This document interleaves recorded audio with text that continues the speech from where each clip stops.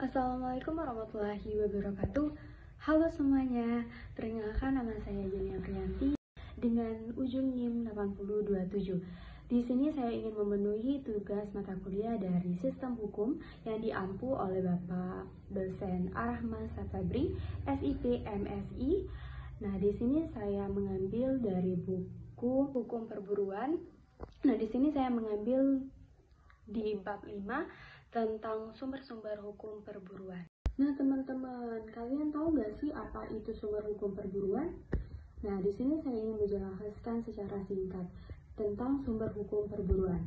Nah, sumber hukum perburuan adalah aturan yang mengatur hubungan kerja antara pekerja atau buruh dan pengusaha. Nah, di mana aturan-aturan ini menentukan hak dan kewajiban dari kedua pihak dalam hubungan kerja, seperti hak untuk mendapatkan upah, cuti, dan jaminan sosial, seperti kewajiban untuk bekerja sama dengan perjanjian kerja. Adapun sumber-sumber hukum perburuan itu yang pertama yaitu undang-undang, di mana undang-undang adalah peraturan yang dikeluarkan oleh pemerintahan dan berlaku bagi seluruh warga negara. Undang-undang ini merupakan hukum objektif yang harus dipatuhi. Nah, peraturan pemerintahan atau PP diterbitkan untuk mengatur lebih lanjut ketentuan dalam undang-undang setara dengan undang-undang. Dan yang kedua yaitu peraturan-peraturan, di mana peraturan merupakan peraturan pelaksanaan dari undang-undang dengan kedudukan lebih rendah dan mengatur hal-hal spesifik seperti kewajiban melaporkan perusahaan dan tata cara pembuatan perjanjian perburuan. Yang ketiga yaitu kebiasaan atau adat. Nah, kebiasaan atau hukum tidak tertulis yang berkembang di dalam masyarakat. Meskipun tidak tertulis, masyarakat menganggapnya sebagai hukum yang harus diikuti. Berkembang setelah Perang Dunia Kedua, karena kebutuhan untuk mengatur isu perburuan yang tidak dapat diikuti oleh undang-undang formal. Yang keempat yaitu perjanjian. Nah, perjanjian perburuan adalah kesepakatan antara buruh dan majikan yang mencakup hak dan kewajiban masing-masing pihak.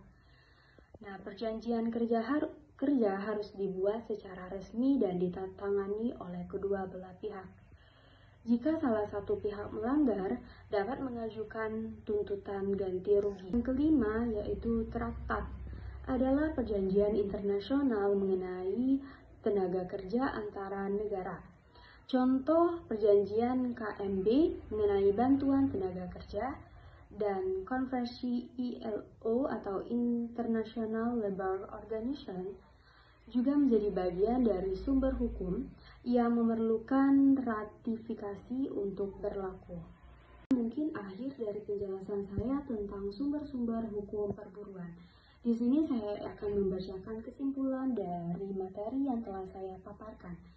Nah, sumber-sumber hukum perburuan di Indonesia terdiri dari berbagai bentuk, mulai dari undang-undang hingga kebiasaan yang berkembang dalam suatu masyarakat. Setiap sumber memiliki peran penting dalam mengatur hubungan antara buruh dan majikan, serta menjamin hak-hak pekerja. Adapun kata akhir dari saya yaitu bunga melati harum semerbak pelangi, menebarkan aroma di taman nan indah. Hidup ini penuh dengan warna dan cerita. Nikmatilah setiap momen dengan hati gembira. Sekian dari saya ucapkan terima kasih. Wassalamualaikum warahmatullahi wabarakatuh.